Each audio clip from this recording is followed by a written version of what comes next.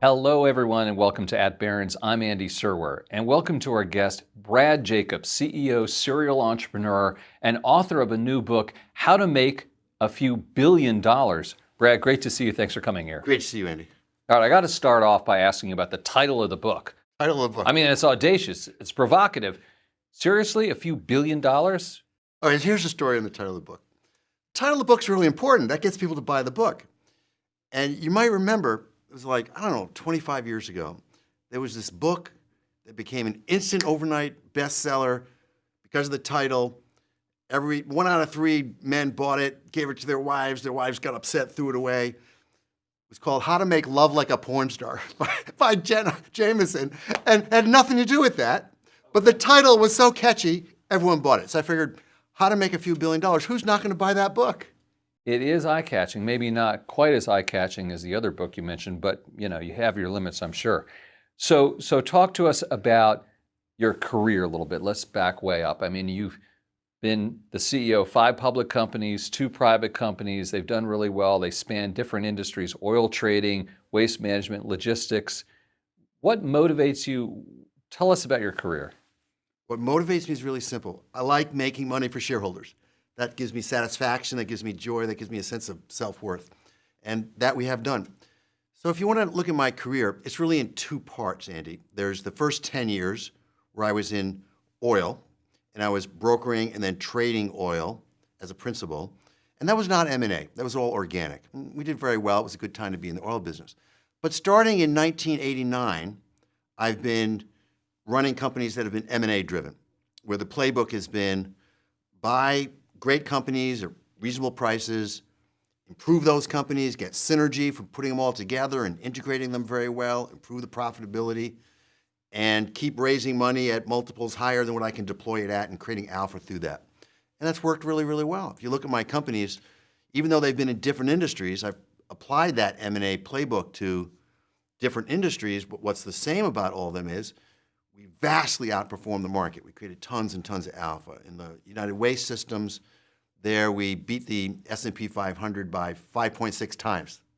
Not 560 basis points, 5.6 times. If you look at United Rentals, it wasn't quite as much. It was 2.2x, but we were the 6th. It was the 6th best performing stock of the Fortune 500 in the last decade. And you fast forward then to XPO Logistics. XPO Logistics was the 7th best performing stock of that same 500 group. So these are companies where original initial investors made 32 times their money in XPO. At United Rentals, I started at $3.50 a share. Recently, it's over $700 a share. So that's really my career in a nutshell. And you have a new company that I want to ask you about. But before I do that, Brad, how do you pick which industry to, I guess there's sort of roll-ups, you could say, to get into? So in the second phase of my career, starting in 1989, I've looked for relatively large industries that there's opportunities to buy companies and get synergies from them so that the whole is greater than the sum of the parts, so that we would buy companies and get better procurement savings, because bigger is better when doing procurement. We can attract better talent. We get density. We get we can apply technology to improve them. We can serve the customer better. We can attract higher quality people, and get engagement much higher. So those have been the common characteristics of the different companies. Now, you mentioned I'm just going into a new company. Yeah, I'm going to take the same playbook that I've been using successfully for decades, creating tons of alpha with, and I'm going to apply it to the building products distribution industry. So this is an industry that's about $800 billion in size between Western Europe, North America, which is where I'm going to concentrate. Its acquisition opportunities are very plentiful. There's lots of companies to buy. I can buy them at reasonable multiples, and I can improve the businesses, and I can get advantages of scale, because the main profit improver is procurement savings, where if you're buying in much, much higher quantities, as you get bigger, you get lower prices from what you're procuring, but you don't have to sell at cheaper prices unless you want to, unless that makes sense to the customer. I have a million follow-up questions on this new company. First of all, what's the name? Is it publicly traded? Can investors buy it? Let's start with those 3. So they can't buy it yet, but sometime in the next few months, they'll be able to. It's called QXO. It will be called QXO, and the ticker symbol will be QXO. You can figure out, I like the letters XO because my companies have been XPO, GXO, RXO, and now QXO. What's with the XO? It reminds me of love, XO. I just like it. Makes me smile, makes me feel happy, it gives me a warm feeling. So I like XOs. So QXO is going to be the name of the new company, and there's not an opportunity to invest in it yet, but there will be. So what about private equity? I mean, you hear that the valuations of these companies' acquisition targets have been driven up because there's so much private equity activity. Isn't that the case? I mean, aren't prices really expensive for companies that you need to buy? Well, not really. The private equity has been in pretty much every industry where there's an opportunity to consolidate, but private equity usually has a short-term view. When I say short-term, just a few years, and they don't do the extensive integration and optimization that I do. When I go in and I buy companies, I integrate them completely. We have one brand, one name, one ERP, one HRS, one CRM, one standardized playbook. We have the same KPIs. We stack rank all the businesses. It's a scaling up platform. And you'll be buying public and private companies potentially? Yeah. This sounds like maybe it's a trend that would be benefiting from the CHIPS Act and the IRA. Is that the case? Or are you sort of playing off of this renewed building going on in the United States? There will be some benefit from those acts, but that's not why I got into the industry. The industry itself, even apart from government stimulus, is benefiting from long-term trends of greater demand. Why? Because on the residential side, the average house is old. It used to be, when I was a kid, 10 years old, 15 years old was an old house. Now you see houses that are average ages over 40 years old. So that's going to drive a lot of activity there. And on the non-residential part, it's even older. It's over 50 years old is the average age. So there's going to be a lot of redoing. And on the infrastructure part, which is another part of building materials, the infrastructure is very, very aging. So there's going to be a lot of more activity there as well. I got it.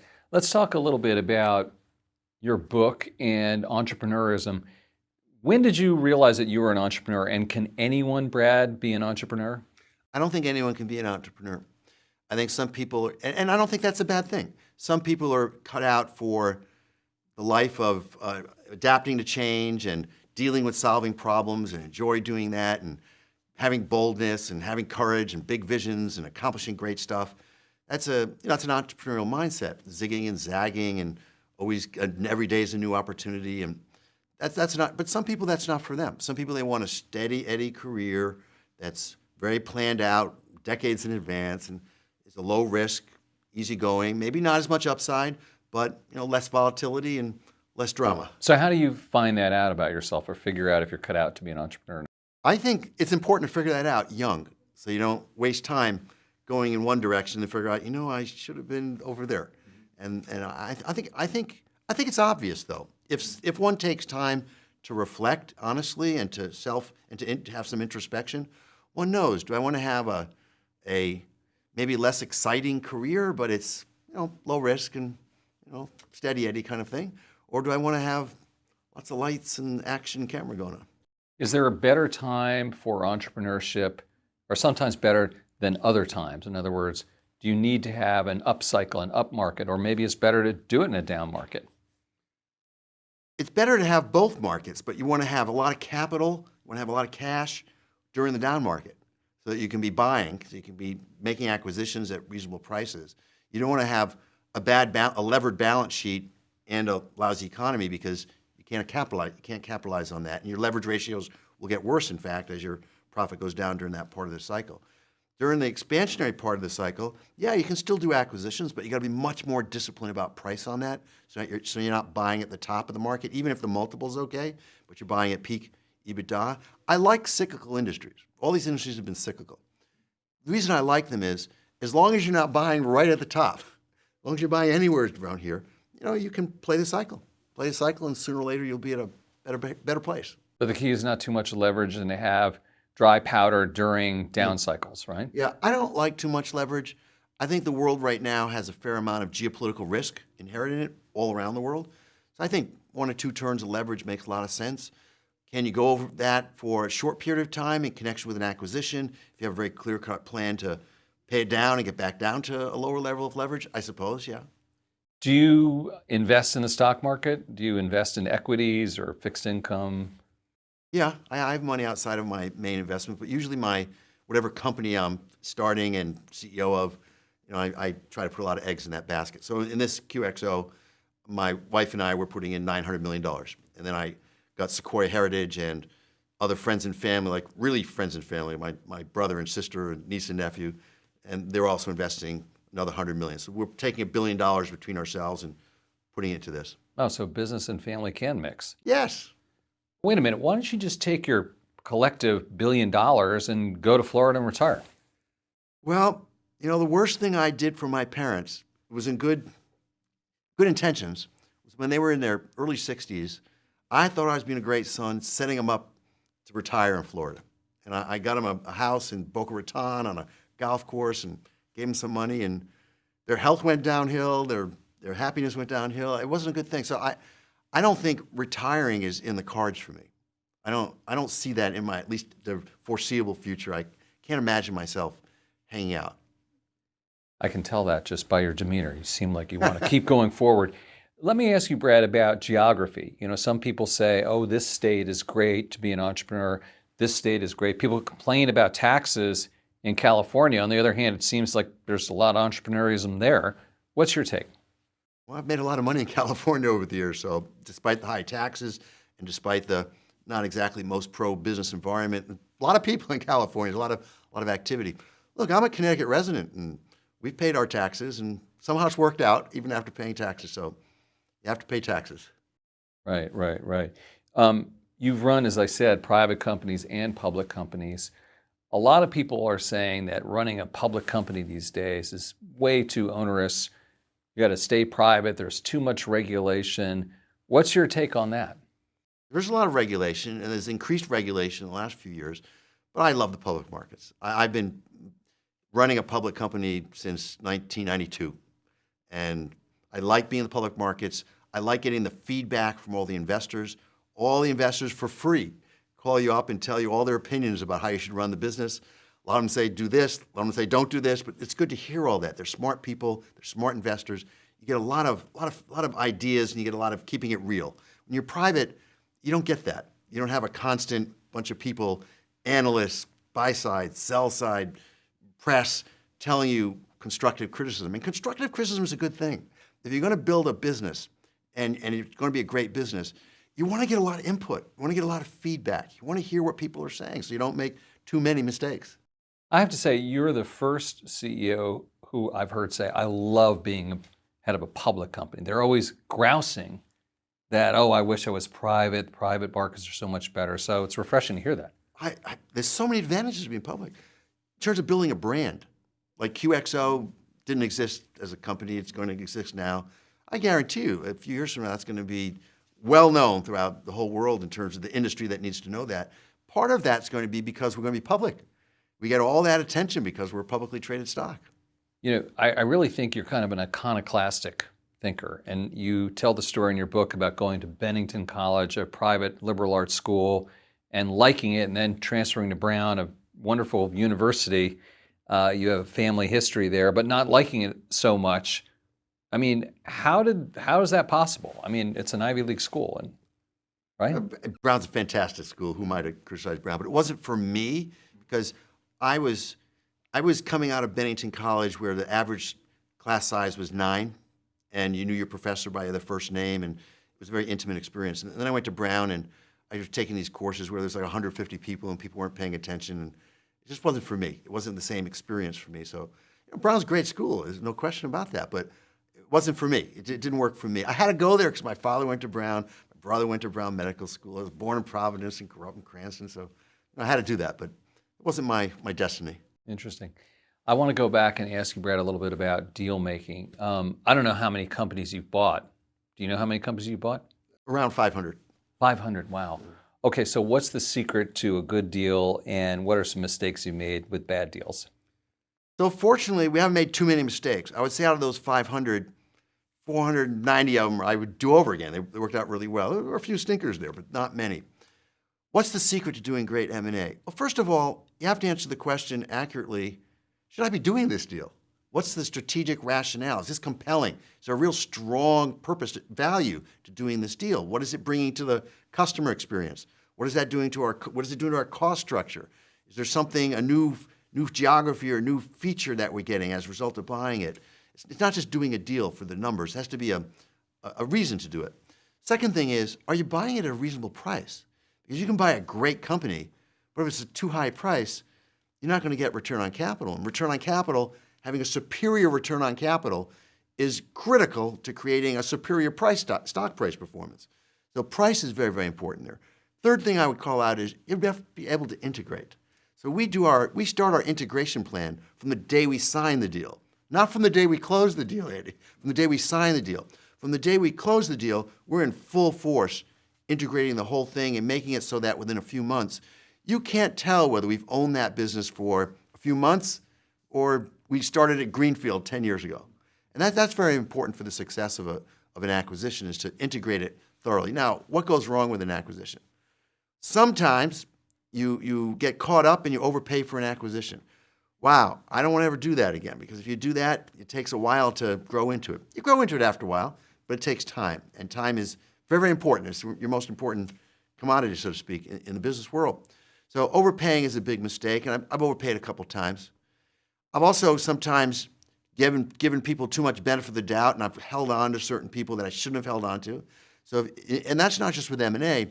Your main mistake in business is people, and your main triumphs and successes are because of people. So getting the people right, getting the judgment of the people, and making sure you have the right people on the team is really, really critical. So in M&A, you want to be able to size the people up very, very fast. So with QXO, my founding group, it's all people I've worked with. It's all people I've worked with at XPO or one of the XOs, and I've known them for years, and we know each other really well, and we all love each other. We work together really, really well. When you do an M&A, you're just knowing someone for the first time. So you're putting someone into a position of responsibility, and it takes a little while to check them out. I want to get back to that people part of the equation because it is so important. But I want to ask you, first of all, you said you bought 500 companies. How many companies have you looked at, do you think? Oh, thousands. Many thousands. So you reject many more than you actually buy, of course. Oh, sure. Right. Sure. Yeah, companies we look at, sometimes we look at them, we study them, and pretty quickly we realize it's not a fit.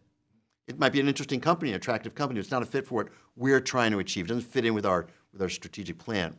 Sometimes we look at companies to buy, and the price expectations is just, we're so far apart, like I don't want to waste their time, and we don't have time to waste either.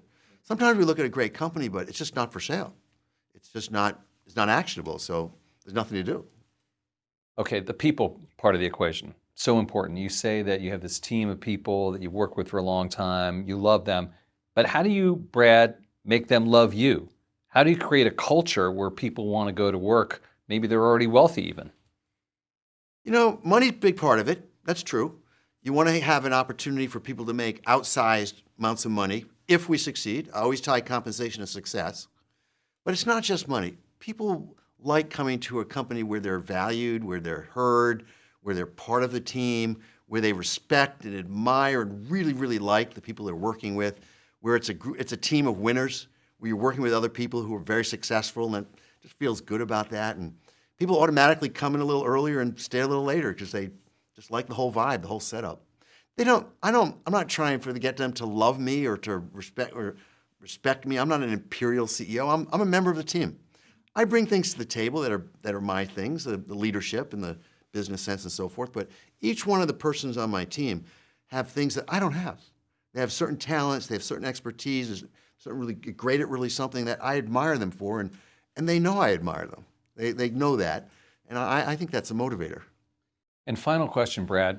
A lot of people are upset and unhappy with the direction or the perceived direction that America is going in. Some people saying, our best days are behind us. What's your take on that? I think for sure the best days are ahead of us. They're not behind us. Listen, this is a country that has a two-party system, and that's the beauty of it. We're always going to be this one's always going to be criticizing this one. This one's going to be criticizing this one. This one's going to get a little extreme in a certain way, and the other one's going to call it out. This one's going to get a little extreme in that way, and this is going to call it out. And the press, the free press, is going to call out both of them. So there's a lot of noise, a lot of drama, and a lot of stuff going on if you just look at it at a certain level. But if you fly up and look down at the thing, It's the best system at all. I mean, I've done business in dozens of countries that don't have the freedoms that we have, that don't have the powerful checks and balances that we have. This is certainly the greatest country in the world. And this is someone who's lived all over the world. This is coming from somebody who is very knowledgeable about other countries that are under the thumb of dictators.